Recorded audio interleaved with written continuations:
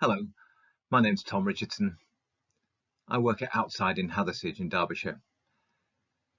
Outside was voted the best independent outdoor retailer in the UK by TGO magazine last year, and I agree with them. When I'm not working at Outside, I also work for KE Adventure Travel, for whom I've worked for about 20 years, leading groups on treks and climbing expeditions worldwide.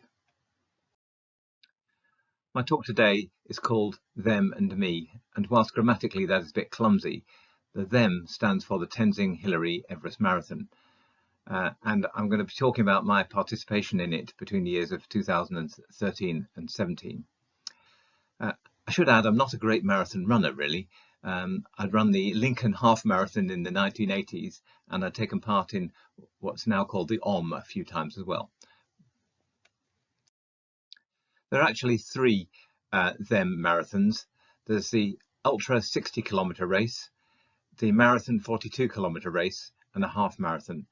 The first two of those start on the ice at the bottom of the Khumbu Glacier, the glacier that runs off Everest itself. Here's a profile of the routes. On the left side there is the full marathon. You start at an altitude of 5,360 metres, right at the end of the Khumbu icefall, where people begin climbing Everest. And it's a gradual descent most of the way, with just a final climb up at the end before you finish in the Khumbu capital of Namche Bazaar. The ultra, on the other hand, descends for a large part of the way, then takes a side turning, climbing up again to 4,500 metres towards Machermo and Gokyo before descending back down the valley and then over a final pass, the Mongla, and then descend into Namche Bazaar. After a couple of days of preparation in Kathmandu, we take a small plane in a flight from Kathmandu to the airstrip at Lukla, passing the wonderful mountains and beginning our adventure.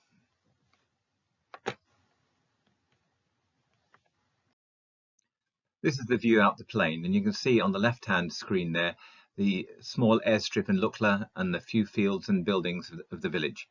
I should hasten to add, I took this photograph over the pilot's shoulder. I'm not flying it myself. So here's a landing strip at Lukla, first created by Edmund Hillary as an emergency airstrip, but now used primarily by commercial flights bringing trekkers and climbers into the Khumbu and other valleys in the area. In 2013, my old friend Fendon Sherpa and I planned to run the event together. Over the years, we climbed lots of mountains and trekked in lots of remote places, so it was a good add-on to those adventures. Janet, my wife, was also going to come. She concluded that her marathon running days were probably over. But a couple of days later, we're in Namche Bazaar. Could say it's the Sherpa capital, the biggest town in the Khumbu. But interestingly, there's no roads lead here. It'd be about 5 days walk to the nearest road. Amazingly though, there's lots of well-stocked shops, hotels, restaurants. It's an extraordinary town. The next valley over is Kumjung. Much of the development here was done under the guidance of the late Sir Edmund Hillary, the climbing partner of Tenzing Norgay, both of whom made the first ascent of Everest in 1953, which by coincidence was exactly 60 years before the first time I went on the Everest Marathon. We soon leave the settlements and villages behind and are up into the wilds. This is the face of Namche and Lhotse as we work our way round leftwards towards Everest Base Camp. About a week or so later, we're right in amongst it, and this picture is of Janet and I on Kalapatar, named by Sir Edmund Hillary and co. It just means Black Rock. It's a great viewpoint, as you can see, of the Everest region. Behind us is the southwest face of Everest, Lhotse and Namche. And in the bottom corner is the Khumbu Glacier, which comes pouring out like a river of ice. And where it turns that sharp angle, that's both the Everest Base Camp and the start of the Everest Marathon. It's not a particularly comfortable spot, Everest Base Camp. We arrived there shortly after the Everest expeditions of the season had left, but you can see the ice is constantly moving and the weather is not good, even though we're here at the end of May. In 2013, 136 people took part in the marathon, a few more for the ultra and a few more for the half marathon, all gathered at the base camp here for a couple of days, preparing ourselves and acclimatizing before the race itself. The plan was that whilst Fendon and I were acclimatizing for a day before the event, Janet would head off with a Sherpa friend and make her way back to Namche Bazaar so she could film us at the finish. So she had a very long day as well. So here we are at the start point of the Everest Marathon. This is taken actually the day before the race because we start in the dark and so there's no photography. The race day is always on the 29th of May each year, which is the day in which Tenzing Norgay and Ed Hillary reached the summit of Everest. The plan had been to take it slowly and not get drawn along by the super fit Nepali athletes, but when the gun went, it was very difficult to resist, so we set off rather too fast. But we continued and we slowed down and we did make it. This picture taken by Janet shows us just in the bottom picture, just a few miles on the easier terrain, having come off the glaciers heading towards Namche. Bit more of a close-up of us at the last Chorton or Stupa. Easy terrain here, but we weren't exactly racing along by this stage. And the final slopes into Namche Bazaar. By the time we reached there, the cloud had come down, but it was fantastic to get there. We had done it, the wind was up, but we were very pleased with ourselves. At the finishing line, we were given medals, certificates and fancy tracksuits, and we were recorded as being the 81st and 82nd runners of a pack of 136. We were really pleased with ourselves. Running in mountain conditions at high altitude, you don't get a very fast pace. We completed the event in 8 hours 43 minutes, and it started gnawing away at me a bit, and I thought maybe in 2014, if I went back and tried again, I might be able to reduce the time a little bit. So this is back in Kathmandu. This is the Hotel Shankar, which is the headquarters of the race event, a beautiful former Rana palace with a lovely garden right in the heart of Kathmandu. So in 2014, there were quite a few refinements. We had our own on-team yoga instructor who ran classes all the way as we went up, which was very nice. Also, before we left, we had an inspiring lecture by the British High Commissioner, who actually came up and ran a bit on the trail as well, which was great. And this is the team I was leading trekking up to the base camp.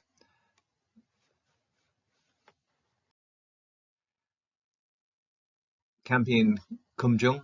This time Fendon wasn't with me. He'd been given the job of running the base camp and all the catering and all the logistics there. So I was on my own to give it another go. And then onwards in the open trail towards the mountains. Unfortunately, on reaching the last settlement of Logistical, the weather broke. We did make a snowy ascent of Kalapatar, but as you can see there, no views. By the time we reached base camp, it's a full-on snowstorm. This chap on the left there, a member of my group, had an unusual request. He wanted to get married at base camp, but Sherpa style.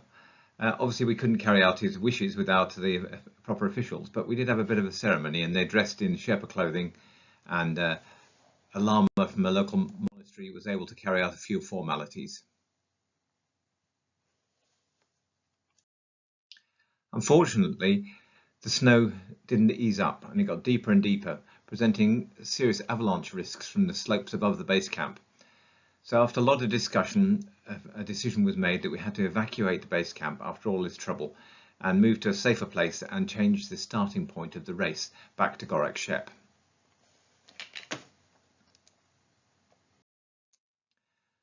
Next day, we assembled at Gorak Shep.